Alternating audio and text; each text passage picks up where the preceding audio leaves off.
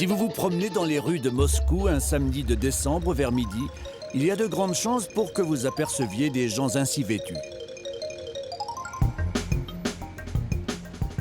Voici des filles en fourrure et des hommes en chapka. Des femmes en gris et des bâtiments en béton. Des Ukrainiens typiques en écharpe Burberry. Il n'y a pas de doute, vous êtes bien à Moscou, capitale de toutes les Russies. Mais si vous vous postez à la sortie du métro Arbat en compagnie de Aliona Umarova, journaliste stoïque face au vent sibérien, vous verrez que ce sont des clichés révolus. Si vous vous postez à un endroit où il y a du passage, comme une sortie de métro, en observant la foule, vous pourrez obtenir plein d'indices vestimentaires. Par exemple, on peut deviner qui est moscovite et qui est provincial.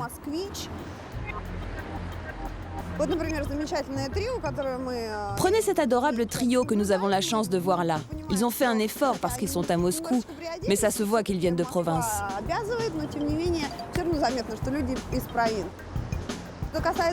Aujourd'hui, les chapkas ne se portent plus.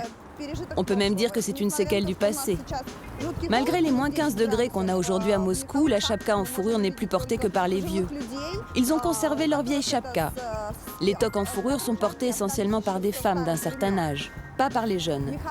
Les hommes aussi portent très rarement des chapkas en fourrure. Ils ont plutôt des casquettes fourrées ou des toques en cuir. Les jeunes trouvent ça ringard et se contentent d'un bonnet qu'on peut enlever et remettre en un clin d'œil. Car ici, tout va très vite. Moscou est une ville dynamique. Voilà un moscovite typique avec un petit bonnet qu'on peut retirer et fourrer dans sa poche.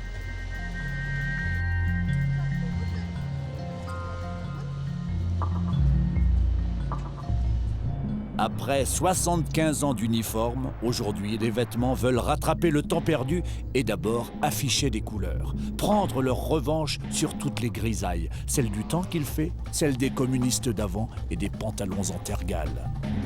Tamara est promoteur immobilier. Elle gagne fort bien sa vie et entend bien le montrer. En hiver, où qu'elle se trouve, elle quitte rarement ses talons aiguilles et son renard polaire. Ce terrain fait 100 hectares. Je l'ai acheté pour y construire un lotissement avec des pavillons. Là-bas, il y aura une maison de retraite. Je fais tout ça pour le business.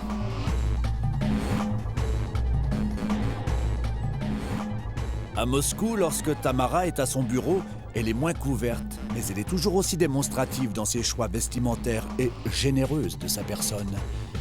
De toute façon, c'est la patronne de l'agence, alors personne ne lui dit rien.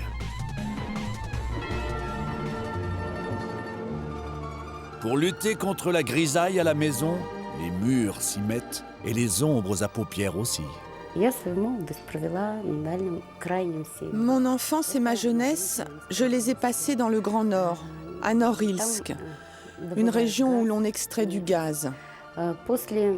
Après le bac, je suis montée à Moscou. Ici, à Moscou, je me suis lancée dans les affaires. J'ai 2 fils, des jumeaux. Ils ont déjà 33 ans.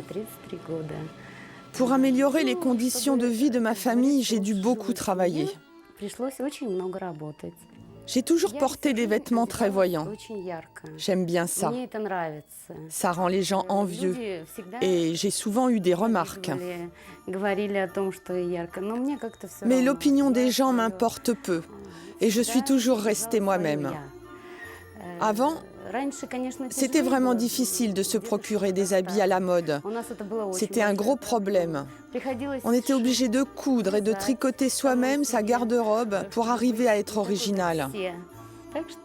Aujourd'hui, c'est beaucoup plus facile.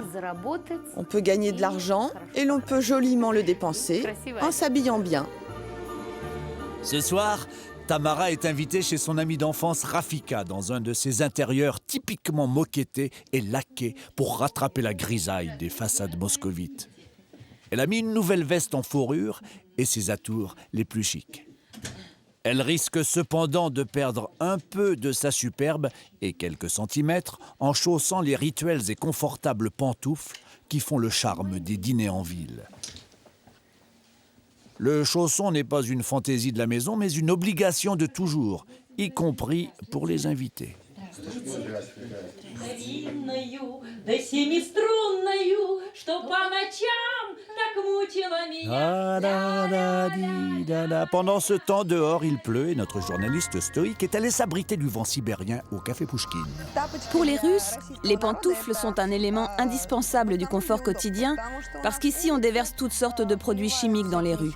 Elles sont très sales, très boueuses. Et c'est pour ça que quand on arrive chez quelqu'un, la maîtresse de maison a toujours des pantoufles pour les invités qui se déchaussent en entrant, ce qui lui évite d'avoir à faire un grand nettoyage après. Les saillantes pantoufles ne sont pas les seuls vestiges de la Russie éternelle. Il suffit de faire 50 km en dehors de Moscou pour s'en convaincre. Ici, les vêtements semblent figés dans le temps. Masha porte le costume typique de la kolkhosienne. Son double fichu n'est pas superflu par moins 15 degrés. Son mari, Victor, pour nous faire honneur, a épinglé sa médaille de l'armée rouge sur son costume du dimanche.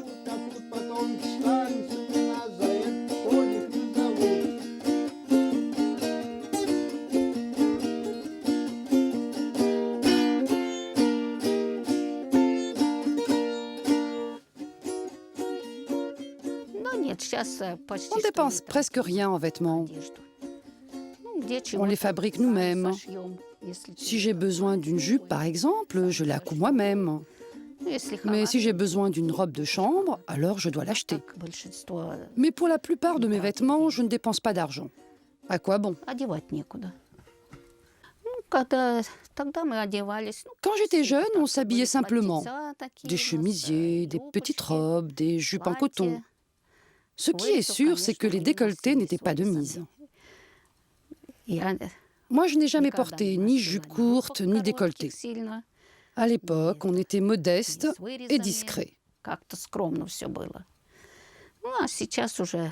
Aujourd'hui, on met des beaux habits que quand on va à la ville. Là, on essaye d'être présentable.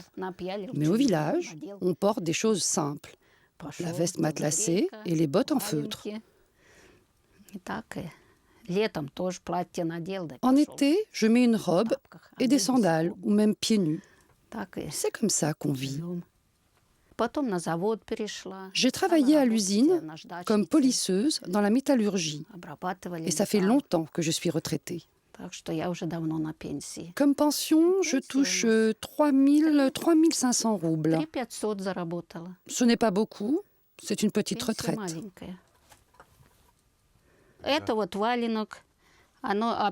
Voilà, ça c'est les valienki, les bottes en feutre. Elles ont des semelles en caoutchouc imperméable pour se protéger de l'humidité quand c'est mouillé dehors. Comme ça, on peut sortir quand il fait mauvais.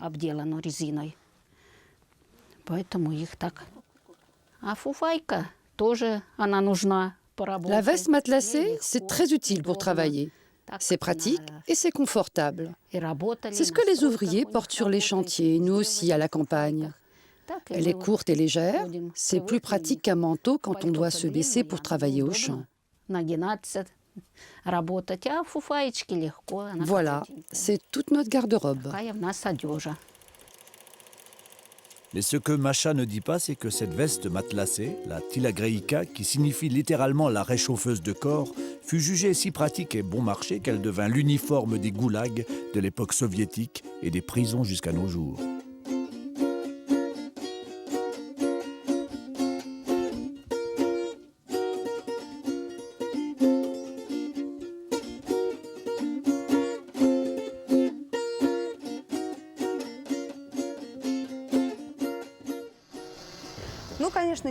La campagne, c'est différent, ça n'a rien à voir avec Moscou, qui est un État dans l'État. La campagne, c'est un lieu à part où les gens s'habillent comme dans le temps, où on porte des grosses vestes et des bottes en feutre. À Moscou, il n'y a plus que les balayeurs pour s'habiller comme ça. Les gens de la campagne sont vraiment très différents des moscovites. Et pour qui voulez-vous qu'on s'endimanche quand on est là-bas ? À Moscou non plus, on ne s'endimanche pas tous les jours. La majorité des moscovites s'habillent d'abord pour se protéger du froid. Un blouson chaud, de bonnes chaussures et quelques hommes en gris qui traversent le temps et les passages piétons. Mais pour les classes moyennes, ceux qui s'en sortent plus que bien, la question de l'habillement post-soviétique et les difficultés des Russes à rattraper le temps perdu sont devenues un enjeu vital, une véritable priorité nationale.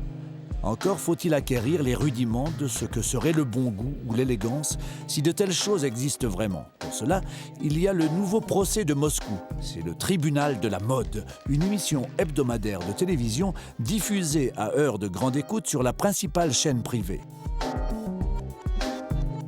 L'idée consiste à rééduquer le goût du public en faisant à chaque fois le procès d'une personne accusée par son entourage d'être mal habillée. Le tribunal est classiquement composé d'un procureur et d'un avocat, de témoins à charge et à décharge. Il est présidé par l'inoxydable Slava Zaïtsev, le pape de la mode russe en personne. Notre rôle, c'est d'enseigner aux gens comment se composer des tenues avec des habits accessibles à tous. Aujourd'hui, chacun peut s'acheter ce qu'il veut, mais les gens ne sont pas prêts, ils n'ont pas de goût. Personne ne se préoccupe de l'éducation du goût, c'est une vraie tragédie dans ce pays.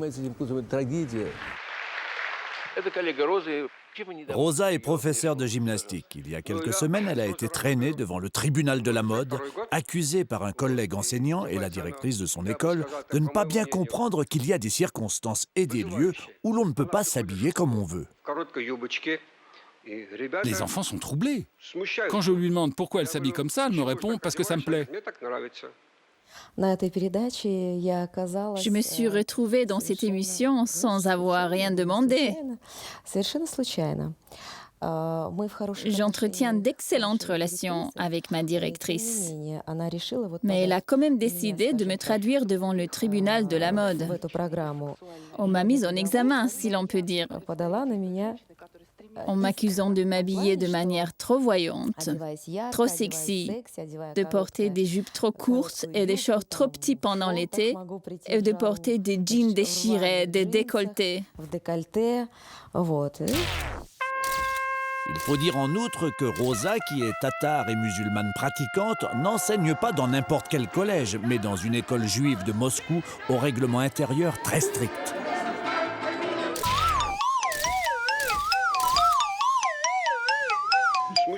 Ça perturbe les enfants. Quand je lui demande pourquoi elle s'habille comme ça, elle me répond « parce que ça me plaît ». Bon, ça lui plaît, d'accord, c'est très bien, mais ces vêtements sont faits pour attirer l'attention en dehors de l'école et pas dans l'enceinte de l'école. Ce qui se passe, c'est que ce sont deux choses différentes. Il y a la tenue qu'on peut mettre en ville et la tenue qu'on peut mettre à l'école. En ville, une femme peut suivre la mode, c'est normal. Mais une fois à l'école, elle doit obéir à certaines règles et s'habiller avec des tenues plus discrètes que celles qu'elle porte en ville. Mais sinon, Rosa m'a toujours plu, et comme femme et comme être humain. Mais à cause de sa manière de s'habiller, on avait des conflits.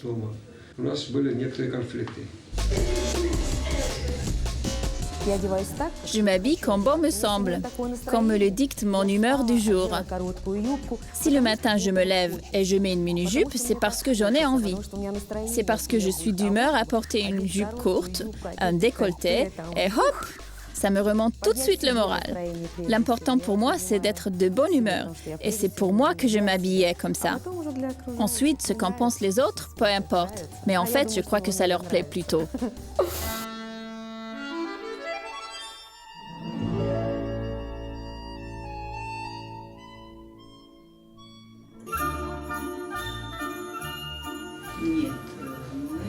Nous connaissons Rosa depuis longtemps et elle a très bien pris la chose. Au contraire, nos relations se sont même améliorées depuis son passage dans l'émission. Elles sont devenues plus chaleureuses, plus amicales et maintenant elle vient au travail dans une tenue convenable. À propos du tribunal de la mode, je dirais que c'est une émission indispensable, parce que notre passé soviétique, c'est la grisaille et l'uniformité. À l'époque, il n'y avait rien dans les magasins, les gens étaient comme des poulets en batterie, tous pareils, tous gris, et cette émission, elle nous permet de combler cette lacune et d'apprendre ce qu'est la mode.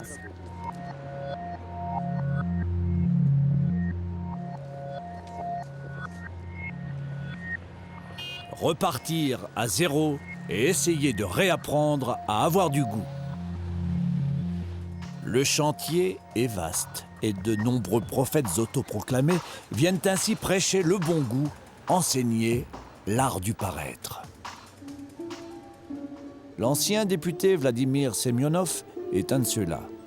Il détient sa propre clé du bon goût de la Nouvelle-Russie et a étudié par le menu l'évolution des vêtements parlementaires. À ses débuts, la Douma avait une toute autre allure. Les députés arboraient le style post-soviétique.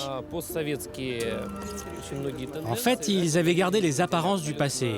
Ils s'habillaient comme avant, comme des fonctionnaires de l'administration soviétique. Nous avons encore des résidus de cette période, mais il y en a de moins en moins.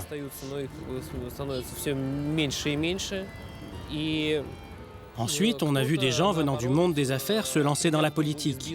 Et ils ont apporté le style, entre guillemets, du nouveau russe. L'époque était aux vestes multicolores et aux grosses chevalières en or. Mais des comme ça, il n'y en avait pas beaucoup.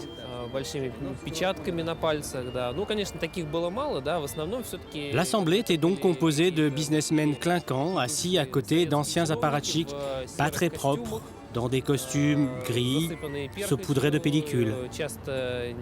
Le goût était toujours absent des bancs de la Douma.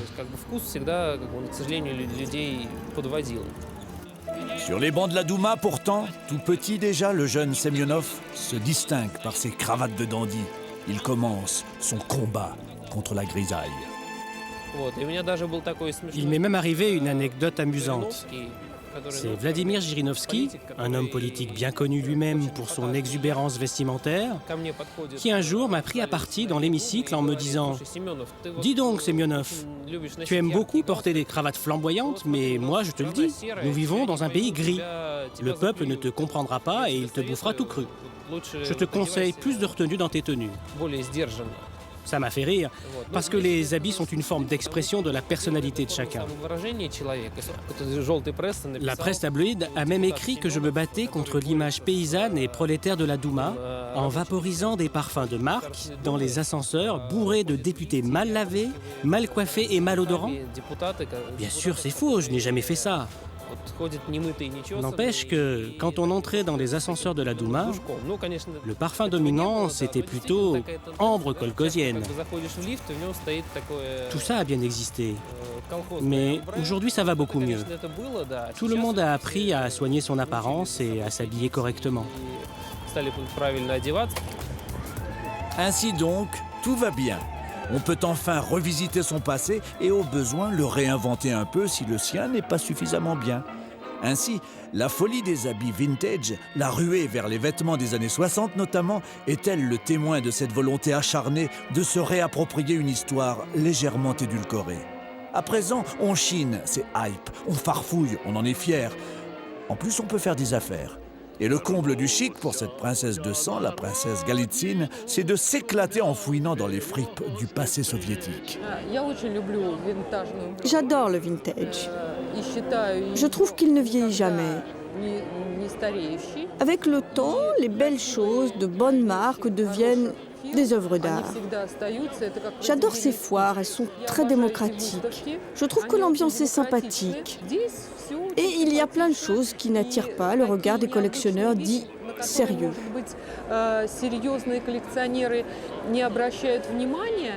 Dans des endroits comme ici, souvent en plus, les gens ne connaissent pas la vraie valeur de leurs articles.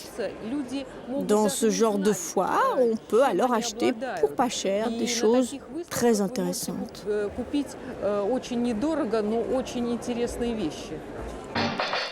Après la vraie fausse nostalgie des vêtements plus ou moins élimés, il ne restait plus aux Russes qu'à se réapproprier de manière ludique un vrai passé lugubre qu'ils trouvent maintenant très amusant. C'est ce que fait le créateur Denis Simatchov qui, dans cette boutique du centre de Moscou, s'est assuré un avenir radieux en reprenant des sigles égalitaires facturés à des prix peu socialistes. Ça, c'est un sweatshirt culte. C'est avec ce maillot décoré de l'emblème de l'URSS que Denis Simatchov a débuté.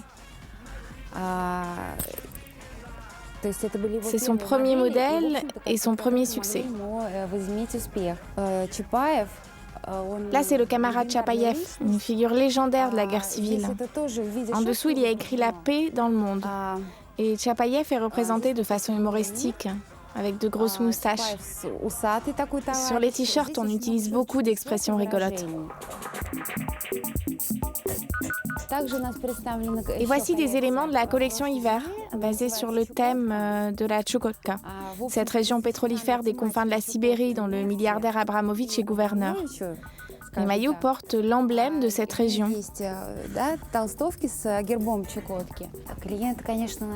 Nous avons toutes sortes de clients. On a des adultes, des gens très prospères, même des oligarques. On a aussi des jeunes ou des adolescents qui adorent ce que nous faisons. Nous avons des répliques parodiques issues de la période soviétique ou de la période de crime généralisé qui a suivi la fin du régime communiste. Ces références au passé plaisent énormément aux gens d'ici. Ça les fait rire. On a aussi beaucoup de clients étrangers à qui nous expliquons de quoi il s'agit. Ça les amuse et ils achètent volontiers nos produits pour faire des cadeaux. Un passé qui passe donc très bien et se porte aussi en combinaison de cosmonautes post-soviétiques et bien aérés qui marquent la naissance en Russie du second degré vestimentaire. Gagarine, réveille-toi, ils sont devenus fous.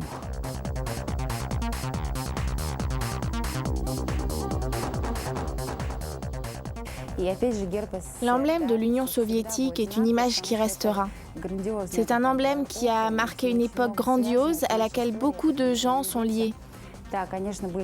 Elle fait partie de notre histoire, on n'y peut rien, c'est comme ça, même s'il y a eu des moments difficiles. Les gens sont nostalgiques, ce sont des souvenirs qui leur réchauffent le cœur. Et ils achètent ces emblèmes pour se faire des cadeaux. Et puis bien sûr, le thème Poutine est très actuel et très apprécié, surtout chez les étrangers, il faut le souligner. Et donc, voilà l'article le plus connu et le plus demandé en ce moment. C'est ce t-shirt avec le portrait de Poutine.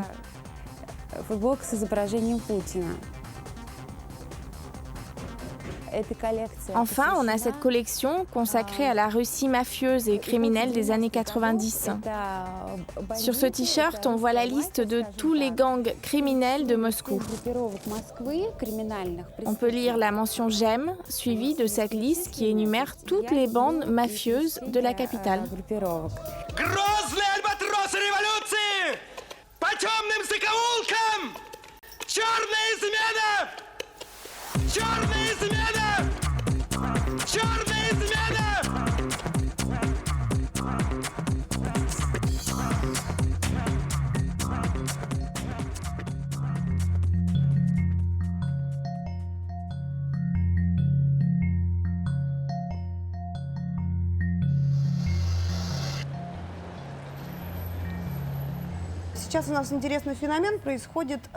On observe un phénomène intéressant avec les habits du couturier Simatchov.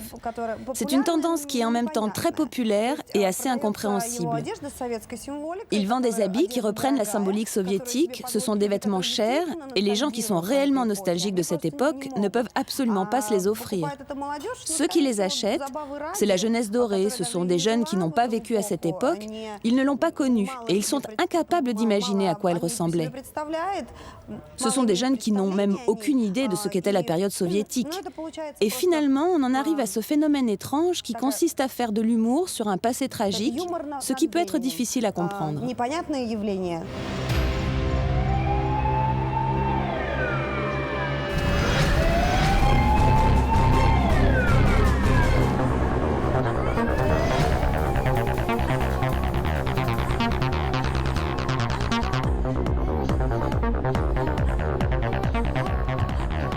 C'est ainsi que les habits de la Russie et de sa capitale des nouveaux riches racontent un pays qui part dans tous les sens, explore tous les possibles et réinvente sans cesse une culture du goût qu'il n'a jamais connue. Un pays qui, en quelques décennies, est passé du gris au noir et blanc et à toutes les couleurs.